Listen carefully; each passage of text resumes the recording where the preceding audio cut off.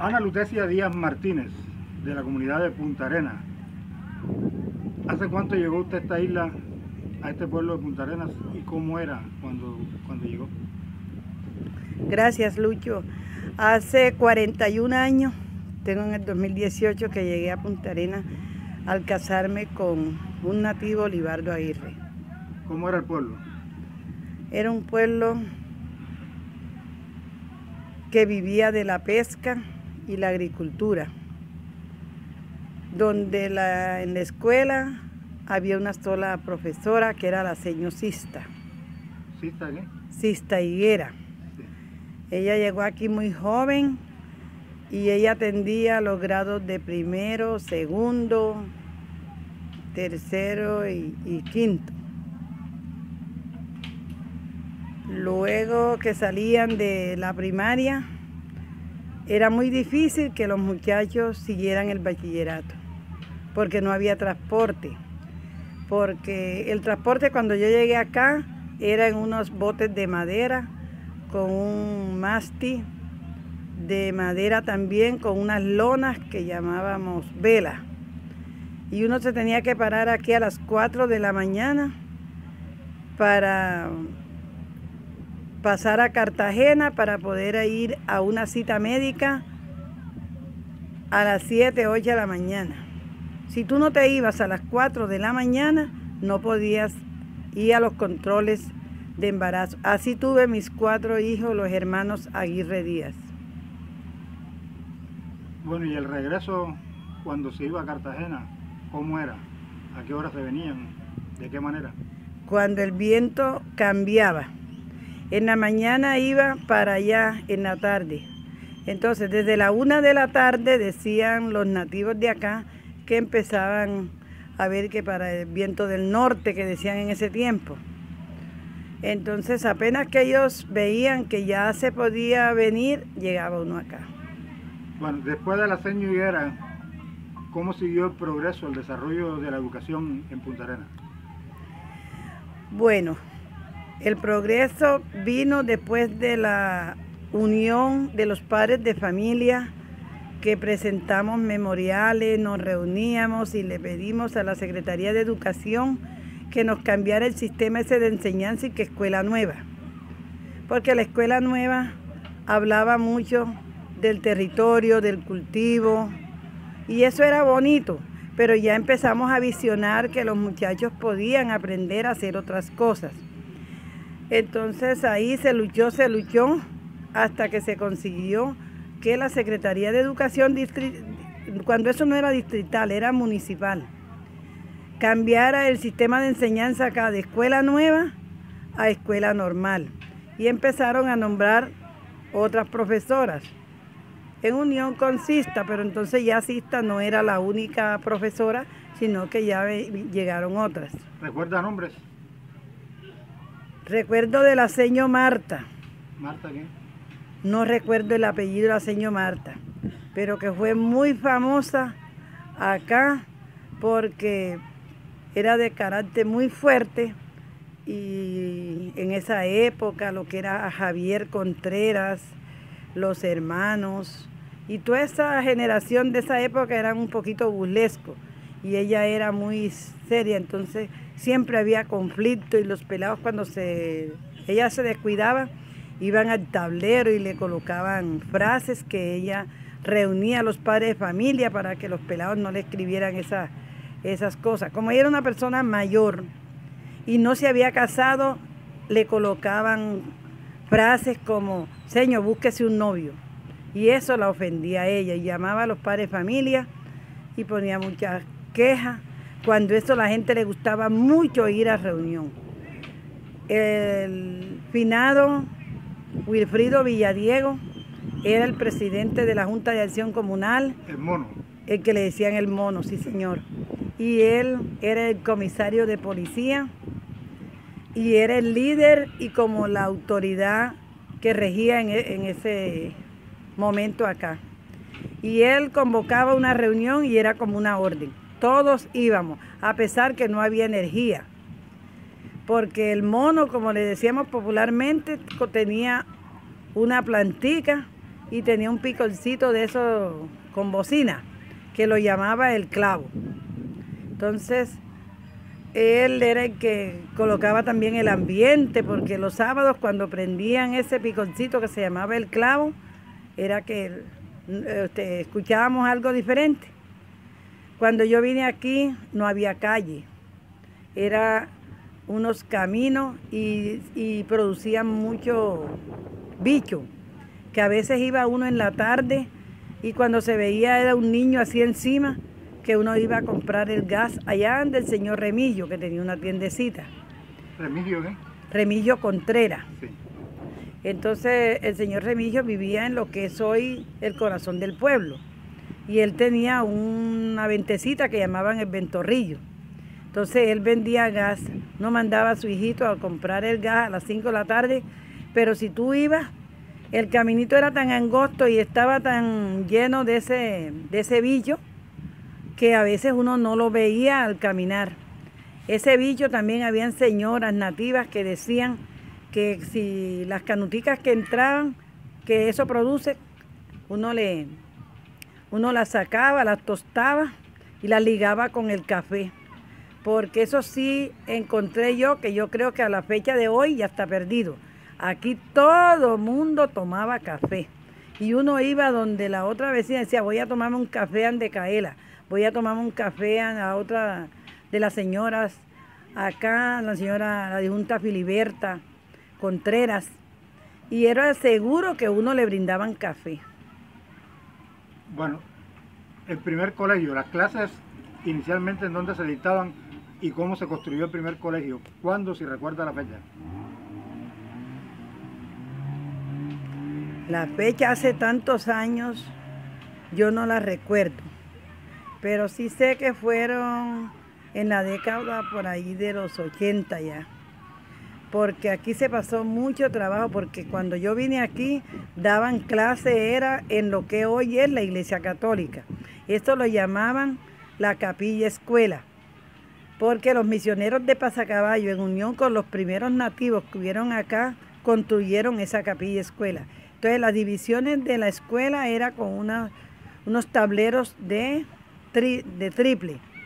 Y el domingo se recogían a un ladito y se dictaba la misa. Y cuando había matrimonio, se vestían esos tableros, se les colocaba unas cortinas blancas para adornar la iglesia para los matrimonios. Eso era gracias a los primeros misioneros que llegaron acá, que eran los misioneros de Pasacaballo, con la Madre Linda, y no me acuerdo el nombre del padre Genei. Hace parte de la historia de Punta Arenas, porque tuvo que ver mucho con el desarrollo y la organización, porque en unión con todos los de esa época, del señor Catalino Contreras, Wilfrido Villadiego, Antonio Aguirre, que llegó a ser después mi suegro. Ellos se reunieron y organizaban para que hubieran las calles, para que las casas fueran organizadas. Y el padre Genei hacía una charla y invitaba a todo el mundo que no vivieran en concubinato, sino que se casaran. Y hacían matrimonios colectivos, que ellos mismos preparaban. ¿Del padre Luna qué recuerda? ¿No alcanzó a conocerlo? Sí. ¿Qué recuerda? Yo conocí al padre Luna, que traía aquí unas pacas de ropa. ¿El nombre no lo recuerda? No, todos le decíamos era el padre Luna. ¿Era cachaco? No, él era costeño. Sí. Y él traía unas pacas de ropa para la gente más humilde y la vendía casi a peso. Y entonces las organizaba y para la gente más humilde se las vendía más baratica y para la gente que ganaba un poquito más le cobraban un poquito. Y con esos fondos mejoraban la capilla escuela y también le traían aguinaldo a los niños. Bueno, el hospital, ¿de qué se enfermaba la gente? ¿Cómo hacían cuando se enfermaban? ¿A dónde iban y cómo? Bueno, yo le puedo decir con toda seguridad que la gente, yo diría que todavía somos muy sanos, pero en esa época era súper sano, porque la gente casi no se enfermaba de nada. Las señoras parían con partera, se cuidaban al máximo, se alimentaban muy bien, la pesca era abundante y era sana. Echaban un botecito y traían el pescado para la liga, entonces salía del mar al plato el pescado y la gente no se enfermaba casi de nada. Para decirle que yo tuve mis 4 hijos, la señora Sista, que también llegó a casarse acá y también tuvo sus hijos, Marcelina Contreras, que también era de esa época. Nosotros no sabemos lo que era ir que hospitalizar un niño. Cuando le daba fiebre al niño, uno siempre tenía en la casa mejoral, tenía sagüín y cocinaba hojas de matarratón y lo bañaba. Y le daba una pastillita y ya, eso era todo. Para la gripa le daba uno emulsión de Scott. Nadie sufría depresión. Yo no recuerdo en esa época que yo haya oído que un señor de Punta Arenas sufría depresión, ni alta, ni baja, ni nada. Bueno, historia de pescadores, Ana Díaz, ¿qué recuerda? Y los areneros, los que se dedicaban a extraer arena y piedra para venderla en Cartagena. Bueno, yo recuerdo que de las familias tradicionales, como eran los descendientes del difunto que le decíamos Mocho Sisto, porque ¿El apellido? Sisto Calle. Sí. Gracias, no recordar el nombre. Sisto Calle. Y entonces ellos pescaban y los mismos pescadores regularmente eran los que llevaban arena a los, ¿cómo se llamaba eso? El mercado del Arsenal, y traían su mercado, alternaban su pesca con eso.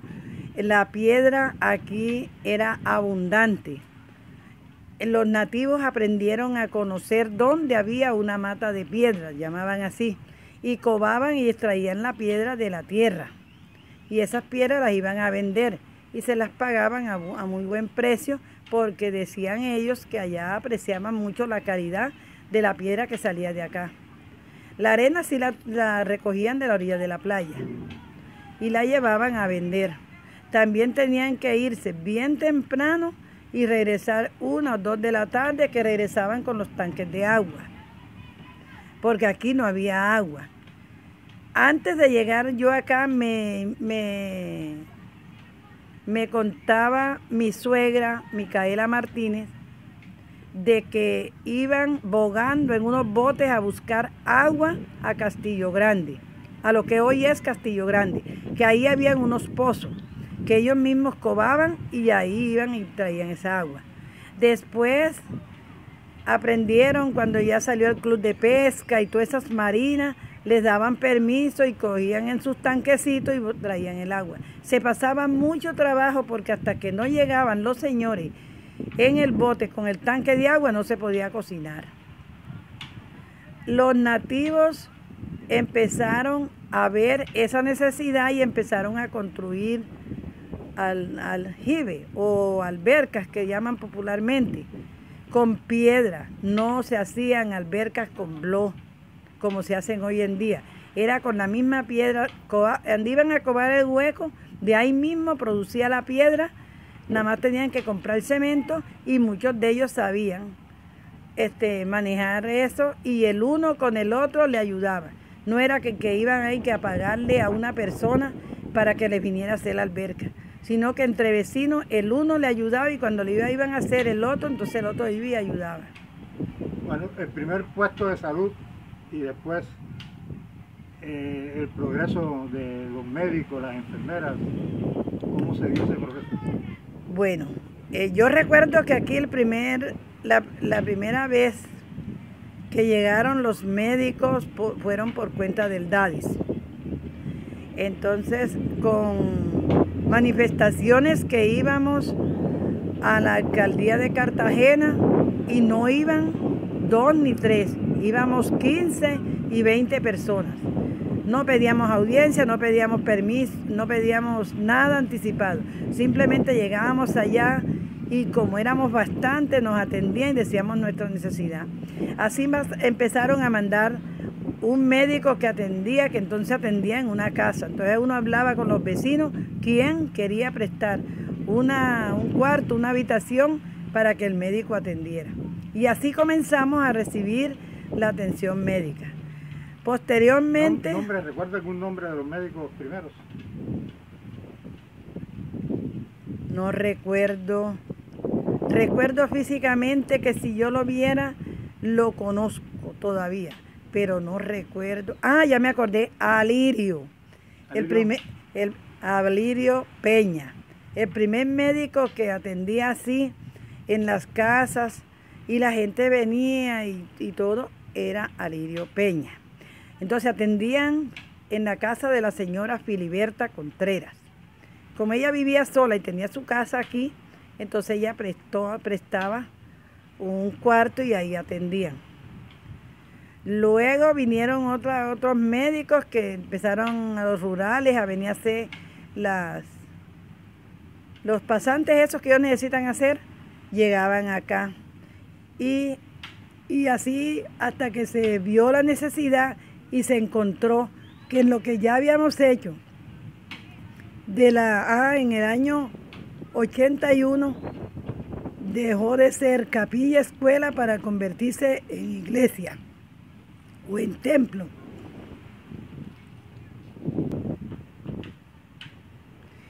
En el 81, la capilla escuela fue convertida en templo católico. Y de la parte de atrás, como el lote era grande, se construyó 2 aulas escolares y se hicieron unas habitaciones donde se cambiaba el sacerdote y se atendía para los bautizos y eso. Cuando ya empezamos a conseguir las aulas escolares y buscamos un predio donde se empezaron, que ya el distrito entró a tener aquí inversiones, entonces quedó eso, que es lo que es la casa comunal en la actualidad de hoy. Esos locales que se convirtieron después en la casa comunal, anteriormente fueron salones escolares.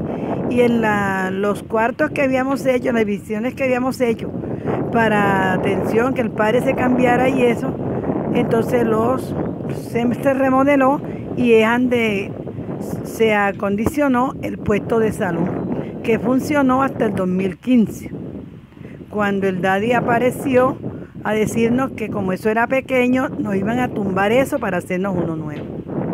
Y hasta el día de hoy. Y hasta el día de hoy, porque ahora quedamos sin el pequeño y sin el grande, y en la actualidad no tenemos nada, no contamos con nada, sino con una casa alquilada que no tiene las comodidades que teníamos ahí y lo que era propio de nosotros como comunidad. El cementerio, Ana, ¿cómo? Bueno, cuando yo llegué aquí, las personas iban a enterrar, los que se morían aquí se iban a enterrar al vecino corregimiento de Caños del Oro. Y cuando había brisa era un lío, porque todos íbamos a acompañar a darle el último adiós a la persona que fallecía, pero era muy complicado porque no había, como hay hoy en día, esas lanchas modernas. Ahí alrededor del año 1982, recuerdo yo, se empezó a ver la posibilidad que aquí hubiera un cementerio. Es una historia chistosa en el sentido que cuando conseguimos que el distrito nos tuviera en cuenta para la inversión del cementerio, era el lío, porque el lote que teníamos destinado para el cementerio tenía un problema. Los vecinos no querían el cementerio cerca porque eso los iba a acercar a la muerte. Así se demoró como 6 meses uno reuniendo a la gente y hablando para que permitieran hacer el cementerio.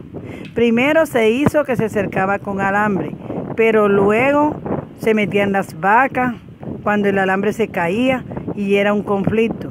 Entonces hasta lo que se logró conseguir que Icharán tapiado y cerrado como está en la actualidad. ¿Recuerda a los primeros muertos? ¿Quiénes fueron los primeros enterrados ahí? En las personas que recuerdo cuando ya teníamos el cementerio en Punta Arenas, recuerdo al señor Remigio Contreras, El papá Manuel Herrera, Enrique Manuel. el papá de Enrique, Abuelo. no, era el abuelo, sí, el señor era el abuelo. Una señora que era yo no le supe nunca el apellido, era la señora de él, que era la señora María. Esos eran los primeros que yo recuerdo que fueron enterrados ahí en ese cementerio. Entonces muchos de acá, como el difunto Antonio Aguirre, que estaba enterrado en Cañón del Oro, entonces su hijo fue allá a Cañón del Oro, trajo los restos para acá, para Punta Arenas. Bueno, Ana, el tema de la agricultura, fueron muy famosas las cosechas. Yo recuerdo hace 20 y tantos, 30 años, cuando vine aquí, la grande cosecha de yuca de Carmelo Pérez Muñoz, el maíz, las frutas. ¿Cómo eran esos procesos, los campesinos más destacados? Bueno, yo eso lo viví, esas cosechas tan buenas de ajonjolí, de batata, de maíz, de patilla. Tuve la gran suerte de contar con el afecto del finado Carmelo Pérez, Jesús Díaz, que ellos cuando tenían sus cultivos me traían esas patillas tan hermosas. Ellos cortaban su patilla, la vendían. Cuando era en abundancia la llevaban al mercado y la vendían. Cuando no, la vendían aquí mismo. Pero dentro de lo que ellos vendían, yo tenía la dicha de que ellos siempre me traían una patilla regalada. Bueno, la ganadería, ¿quiénes eran los ganaderos? Bueno, aquí los que yo encontré que tenían ganado cuando yo llegué era Heriberto Coneo, y que era el esposo de la señorcista. Es más, mis hijos fueron criados con leche de vaca, como se dice popularmente, porque ella traía y vendía esa leche. Uno, como la situación económica no era tan difícil en ese tiempo, ella nos acreditaba la leche semanal y uno el sábado se la cancelaba. Pero sabía uno que era leche pura. Ahora, las fiestas San Antonio, las fiestas del pescador el 29 de junio, las festividades novembrinas, especialmente el día del bando, el día del desfile náutico de balleneras. ¿Qué recuerda de eso? ¿Cómo? Yo recuerdo unas anécdotas muy bonitas de eso, como era que las fiestas patronales, la primera vez que empezamos a retomar, porque cuando yo llegué acá me contaron que sí se hacían sus fiestas patronales, pero que tenían unos años de que ya habían dejado de organizarlas. Cuando empezamos a retomar, yo hice parte de ese comité con las señoras nativas de aquí de Punta Arenas. Y el primer año sacamos la procesión el 13 de junio y no alcanzamos a recoger para la banda. Entonces compramos no se usaba CD, era cassette. Y los colocamos en una grabadora grande que nos prestaron y entonces compramos eso en un sonido de una marcha y tú oías la procesión y la procesión iba a la grabadora sonando y tú no veías los músicos, pero estabas escuchando la música. Y por la noche no hicimos sino una reunión con un equipo de sonido que nos prestaron y el ron que repartimos era chocolate con galletas. Bailamos bien sabroso ahí toda la noche. Y no teníamos ni el santo lo prestaba, tenía un santo pequeñito que de San Antonio, era la señora Valentina, que todavía está, Valentina Ayola, todavía ella está viva. Ella nos prestaba el santo. Entonces así, poco a poco fuimos uniéndonos todos para ver la manera de comprar el propio santo del pueblo. hasta que encontramos que gracias al padre Cano, Jesús María Cano, que era muy amigo de la señosista, ella también hacía parte de nuestro comité y hicimos, él nos hizo la gestión para que nos regalaran un santo, que es el santo que tenemos de San Antonio. Y nosotros hicimos ya entonces la fiesta y entonces sí hicimos una recolecta, hicimos rifa y contratábamos la banda. Y empezaron la sabrosa fiesta que todos recordamos. Entonces la reunión colocamos una banda era frente a la iglesia católica. Se terminaba la ceremonia religiosa, la iglesia se cerraba y frente sonaba la banda y ahí bailaba uno sanamente un buen rato y se velaba el santo en la iglesia. El turismo, ¿cómo arranca el turismo aquí?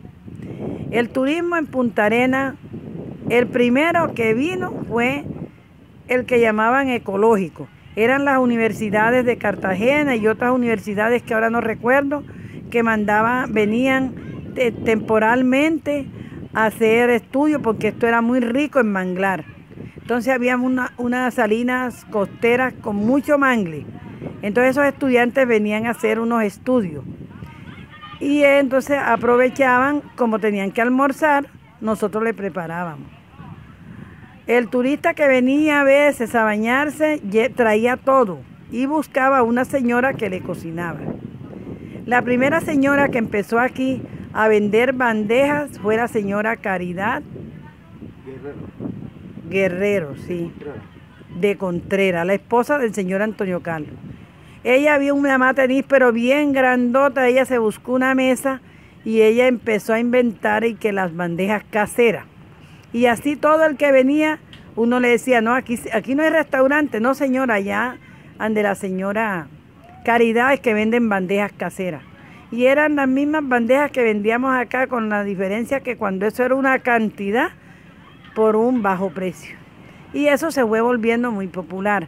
Luego empezaron a venir aquí los cadetes que venían a hacer sus prácticas y ellos llegaron aquí a Punta Arenas.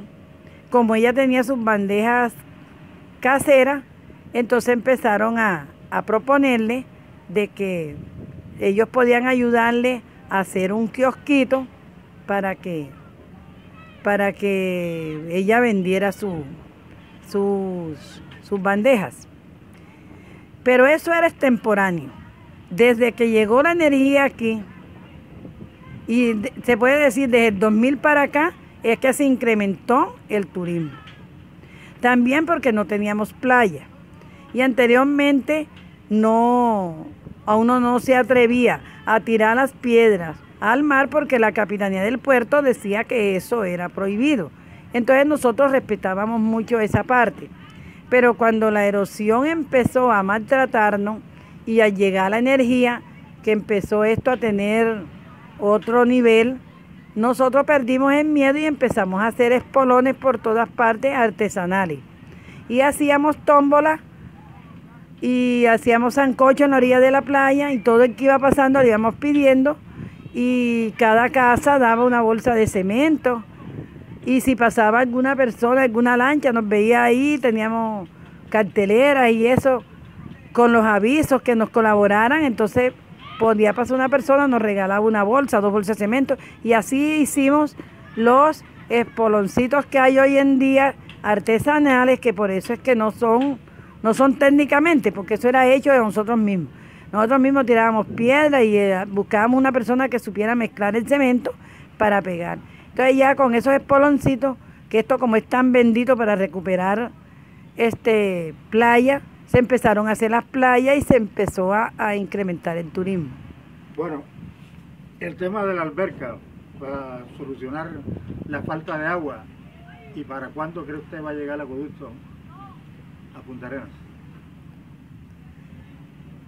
Bueno, bonita pregunta, porque el agua es un derecho fundamental.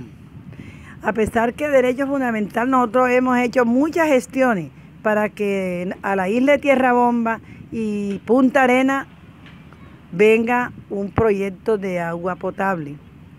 Nosotros la razón que nos daban antes de que las peticiones no eran tenidas en cuenta porque no teníamos legitimidad de los territorios. Por eso, y que no podíamos alegar la obligación al derecho fundamental al agua. Esos eran comentarios que le decían uno antes y uno se lo creía y se quedaba quieto y conformándose.